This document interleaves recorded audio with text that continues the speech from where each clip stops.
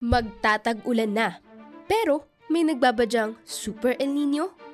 Pati mga international news agencies, pinag-uusapan ang unusual climate pattern na ito. Nagbabala na rin ang mga scientists na hindi ito dapat isnabin, kundi dapat maging urgent concern lalo na ng gobyerno. Nitong April 26, nagpaalala ang World Meteorological Organization tungkol sa isang El Nino event na mabubuo sa kalagitnaan ng 2026 kung saan magkakaroon ng above normal land surface temperatures. Sabi ng mga scientists, the Super El Nino will happen.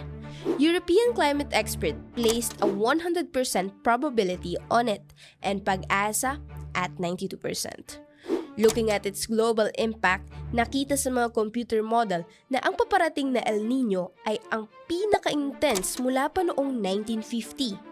Maaapektuhan ang pamumuhay ng daan-daang milyong tao sa buong mundo at posible rin umano itong mabago at maapektuhan ang mga ecosystem sa mga paparating na dekada.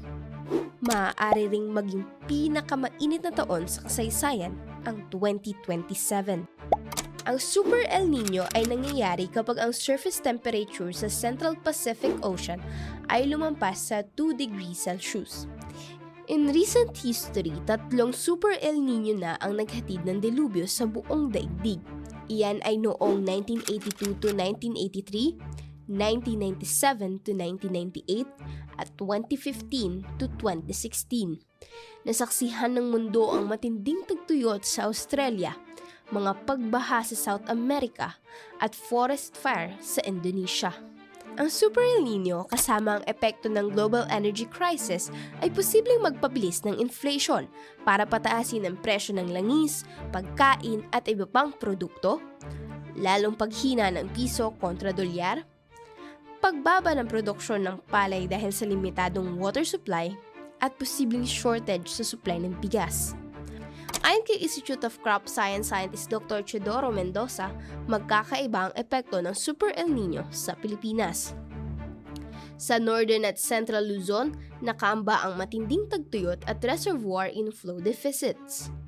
Sa Southern Luzon at Bicol naman, nagbabadya ang papalit-palit ng mga pagbaha at dry spell.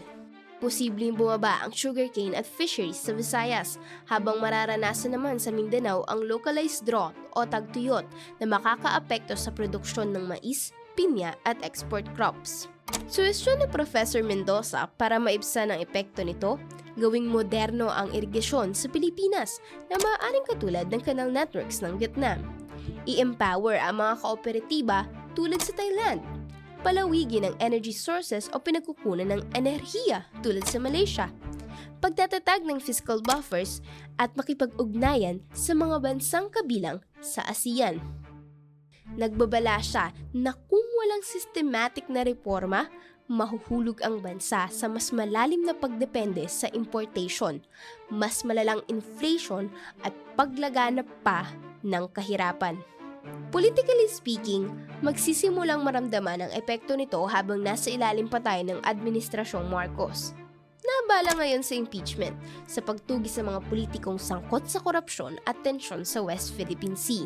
Ang nakataya sa Super El Nino ay 286.8 billion peso. Kabuhayan, pagkain at ekonomiya sa Pilipinas.